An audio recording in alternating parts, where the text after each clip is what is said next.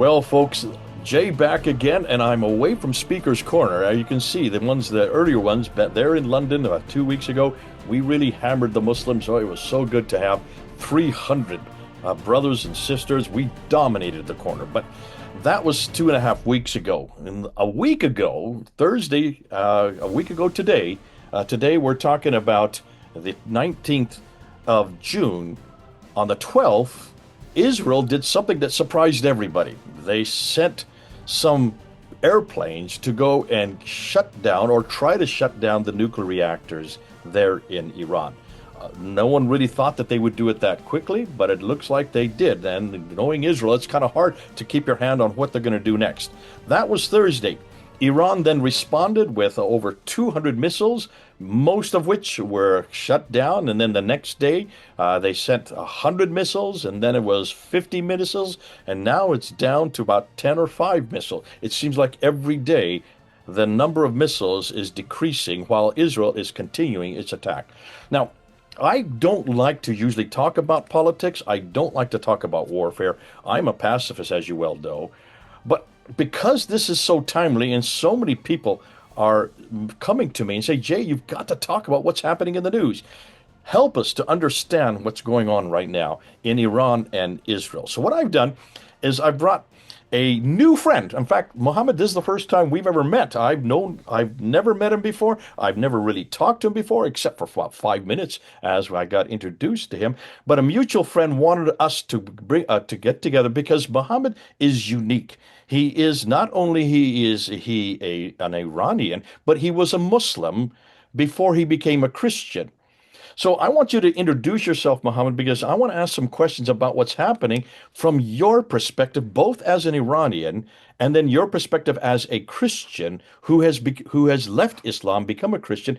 What in the world is happening? I would rather trust you to explain what's going on and what you think is going to happen in the future, and also bring into your perspective what you think is happening here in the United States and what may happen, and because you kind of intimated a little in our introduction, what you may think may happen here in the United States. So, Mohammed, over to you. I'm not going to say any more. I'm going to let you go. I may jump in to ask you some other questions, but I want people to get to know you. You are really the authority on this. We're just watching from the sidelines. Help us to understand what's been going on in the last week.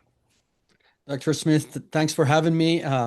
Thanks to your viewers. I think that is pretty much correct what you said. This is our first time we're meeting, and thank God for those mutual friends that we bring to bring the ministers, the people that somewhat has a same mission, same heart. They're bringing together and introducing to one another. Thank God for them. So I'm. My name is Mohammed. I was born and raised inside Iran, in city of Tehran. I actually was trained by IRGC. I posted a picture a few years ago when we had the 10 years challenge that I think the founder of Facebook came up with it. And there was a 10 years challenge of who he was and then who he became. My 10 years challenge went viral because I posted my 10 years prior to my salvation. I was a IRGC soldier with a gun in my hand, willing to die Explain for. that. Buddy, most people don't know what IRGC means. IRGC stands for Islamic Revolutionary Guard of Iran. This is the militarily that upholds this Islamic regime together, and then their goal is to export Islam to this every corner of this world. And these are the very people that organize the proxy hands of Islamic regime outside of Iran, in Syria, in Lebanon, in Yemen, in Palestine. Hamas is one of their proxies. Hezbollah is one of their proxies, and Houthis of Yemen is another proxies. Many of the protests in America, it is as a result of Islamic financing that goes into universities that come and hold the Palestinian flags, the resistance voice. It comes from outside of IRGC, the very army that I was part of.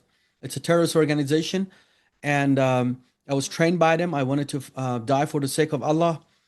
Everything Islam was teaching, I was doing in order to please Allah.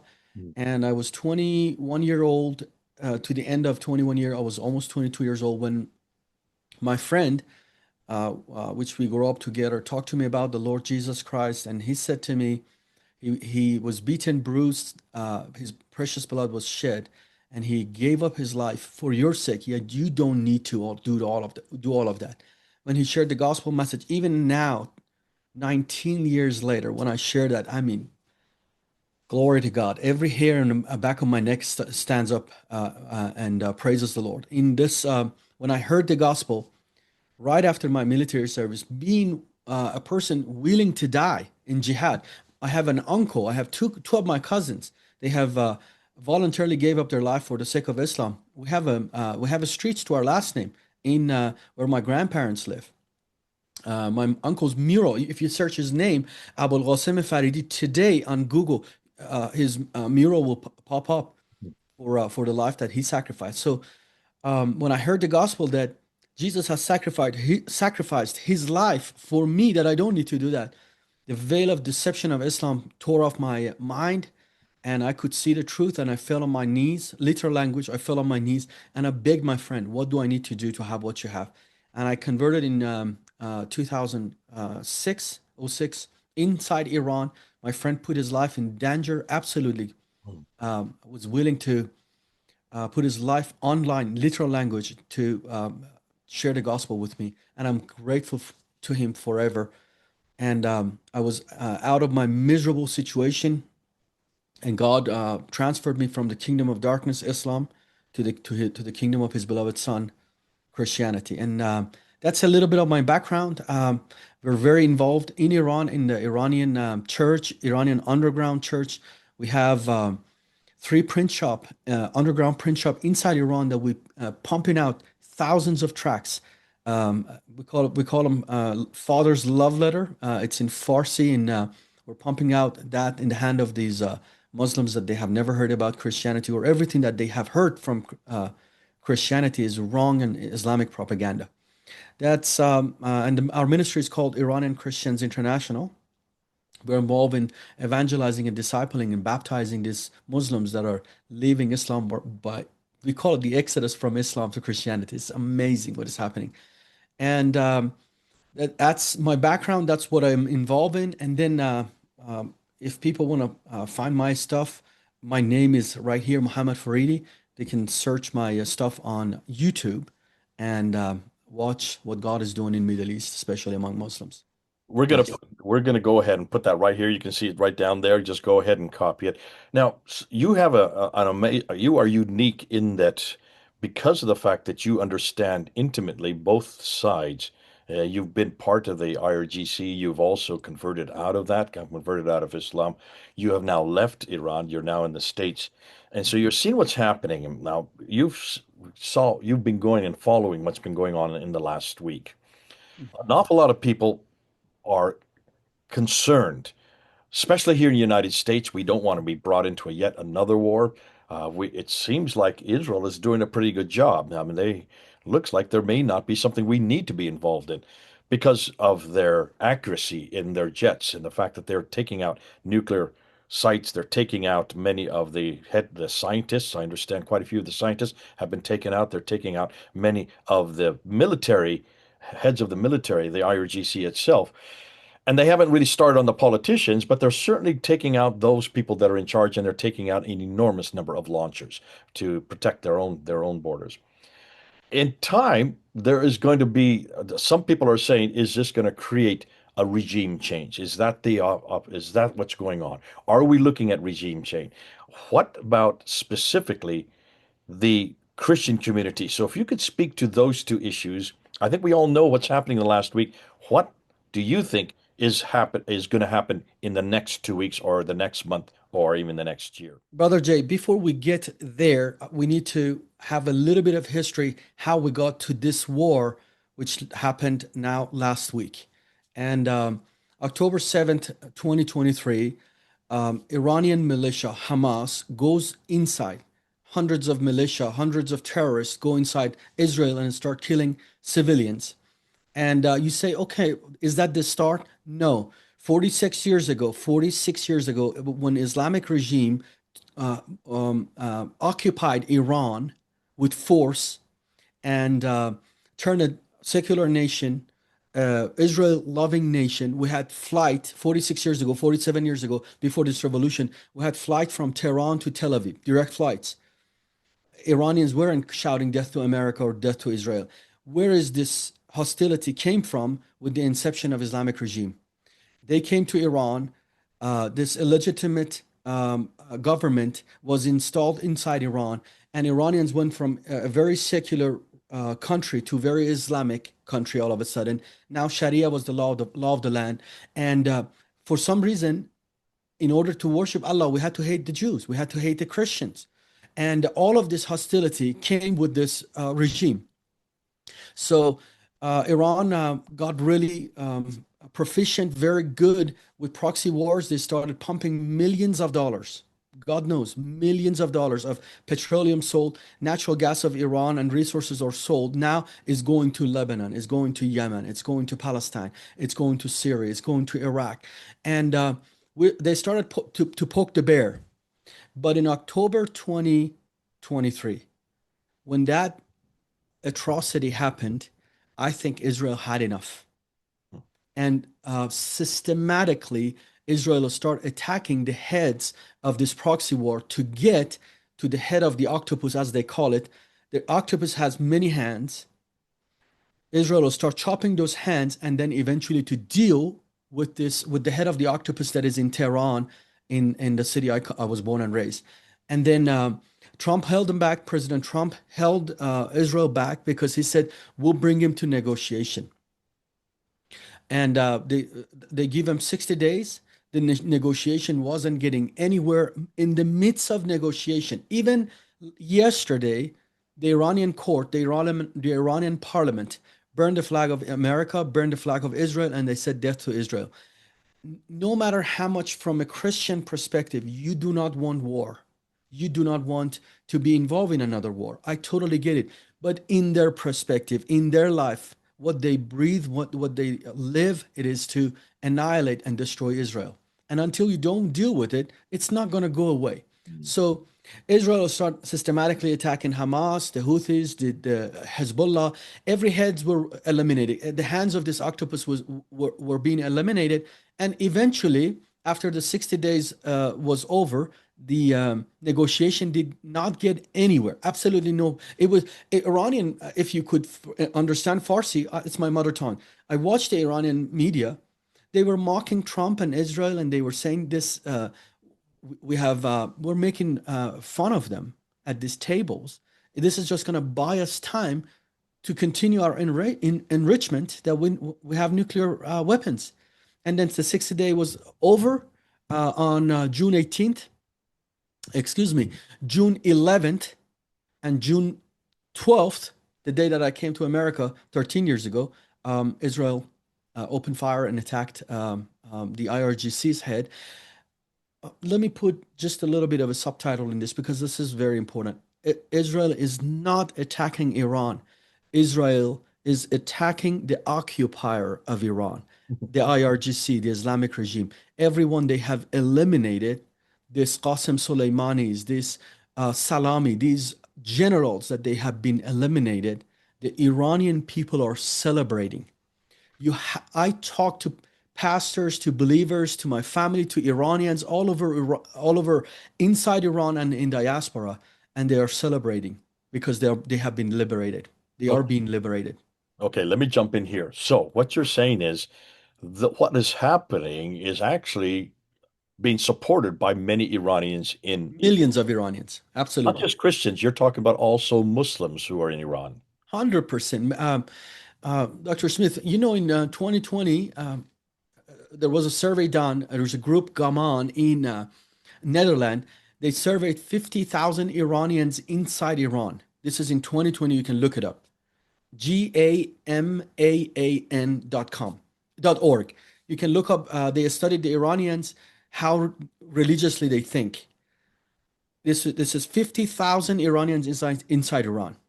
They studied them. Less than 1/3, they say that we're Muslims.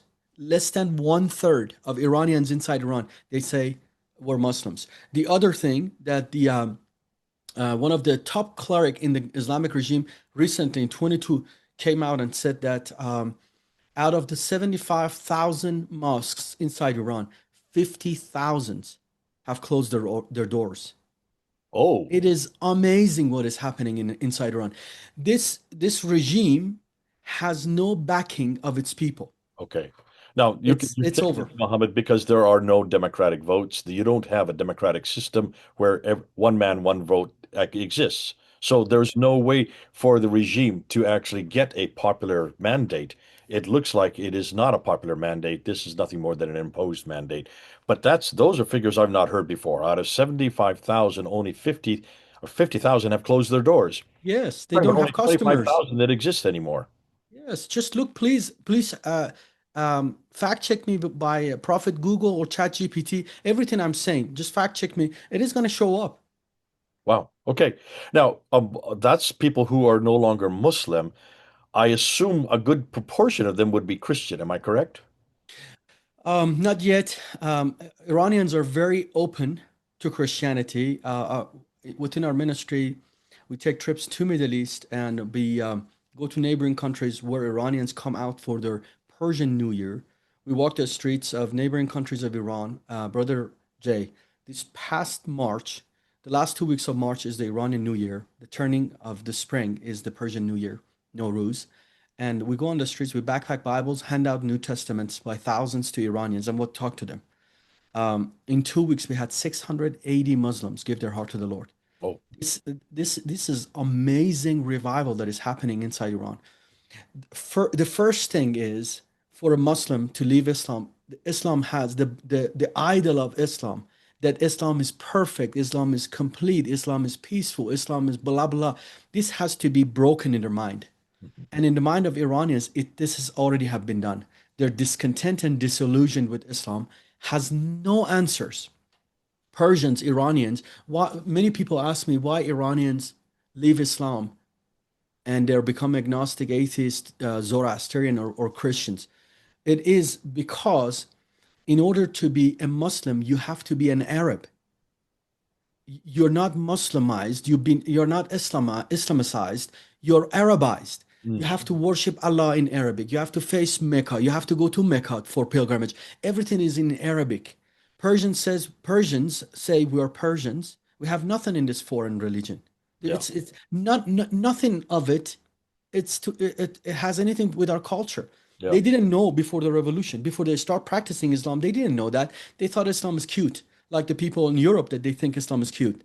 But Iranians, when they started to be forced to practice Islam, mm, when it's Ramadan, if you break the fast, they beat you up, 80 lashes on the streets. They take your shirt off, uh, tie you to a tree or a pole in on the streets of in public in Tehran, and they lash you in front of people 80 times because they want to force you to this paradise. We have exhibitions of hell in Tehran that the hell is looking like this. You shouldn't go there, and if you don't want to, and if even you want to go there, we don't let you to go there. And when Iranians started practicing Islam, they said we don't have anything in common with Islam. mm. So they became very discontent, disillusioned with it. And now they're turning away from Islam. The idol has been broken and the void is being filled by Christianity. So Right. many of them are converting. Because Christianity does offer you a belief in God. Christianity does offer you a belief in heaven and hell. Christianity does offer you idea of revelation, which Islam shares, but not the same God, not the same heaven and hell, and certainly not the same revelation. So you've come home. I always say this, you've come home to Christianity. You now are my brother in Christ. And your culture, which you can now live and you can enjoy, is adopted by Christianity because the great thing about Christianity, it incarnates into every culture, and it does not demand that you have a certain dress code or a certain hygiene or a certain food that you have to eat. You can eat anything, wear anything, as long as you're modest, and you don't have to pray in one direction. You can pray in any direction because God is everywhere. One direction, one language, brother, that is separated from your understanding. Yeah, In order to pray, you don't need to understand as a Muslim what to pray. They just give you this chapter and this chapter, and then you repeat it. yeah, And I know the meaning. No, you don't need to know the meaning. yeah. You can That pray is the point of it about anything at any time, in any direction, in any language, and as a God will Christian you answer can your pray. prayer, unlike Islam, where it is a function, it is nothing more than a formula to show your obedience. And then Okay. you don't need the Islamic cleric in the midst of you that they're holier than you, that you need, in order to go to Allah, you need to go to them. Yeah. First of all, Yeah. you can have a relationship with Allah.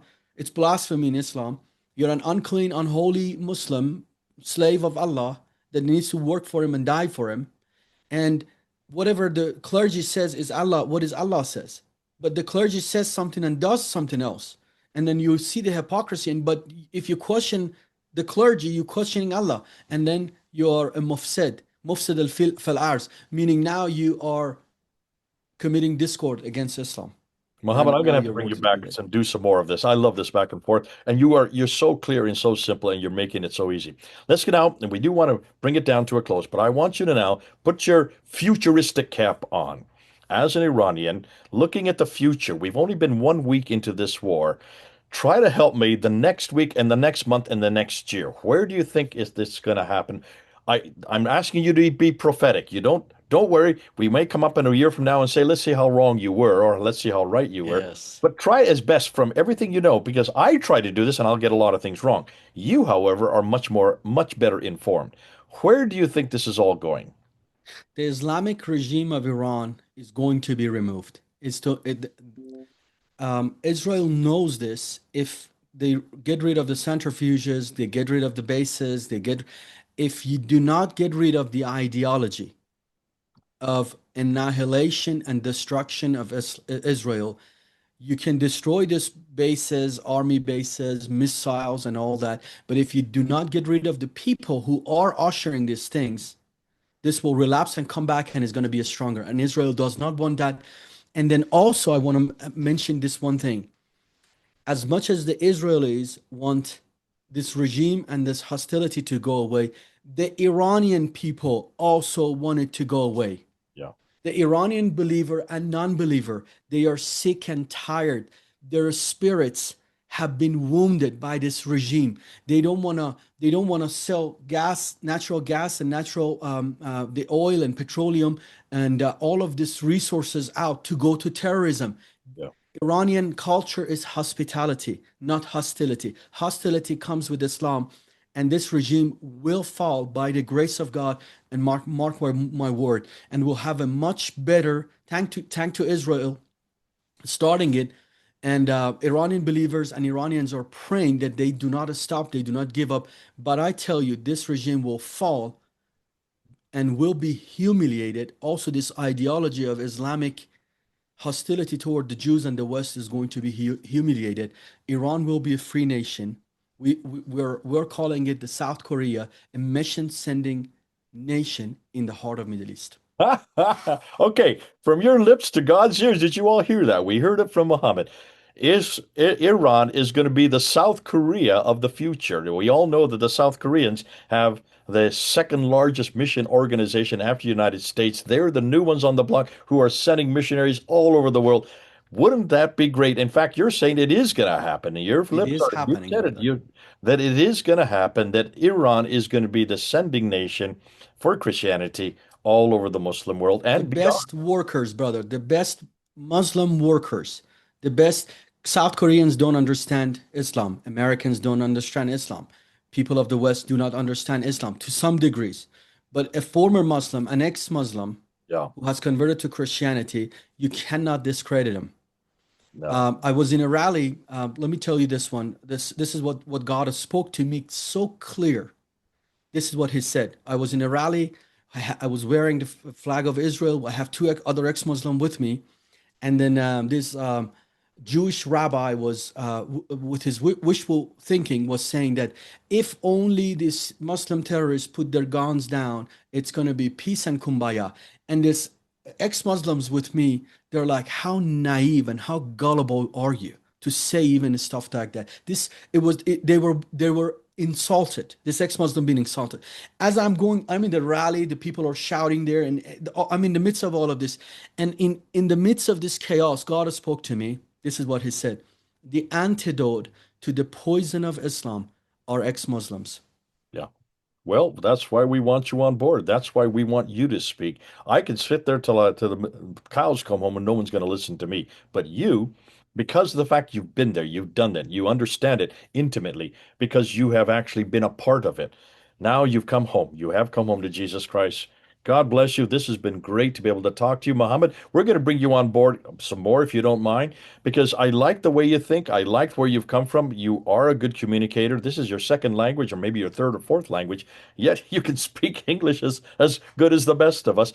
And the fact that you have a heart for Jesus Christ. And we all want to make sure that that is the answer for Islam. That is the answer for Iran. It looks like you know that, and you see that that may be the future. Wouldn't that be great if what you've said today, and I'm sure you said it before, that becomes fulfilled as the prophecy? Iran, a Christian sending mission or country that's going to galvanize the rest of the Muslim world. What a way to go out on. Thank you so much. God bless you. Appreciate you. It's been God great bless you. having you on board. Until next time, this is Jay here on the East Coast and Mohammed over on another part of America. The two of us standing together. We want to see Iran brought home. We want to see the Muslims of Iran brought home. We want to see the Iranians brought home, as Mohamad Faridi has done. God bless you. This is Jay and Mohammed over and out.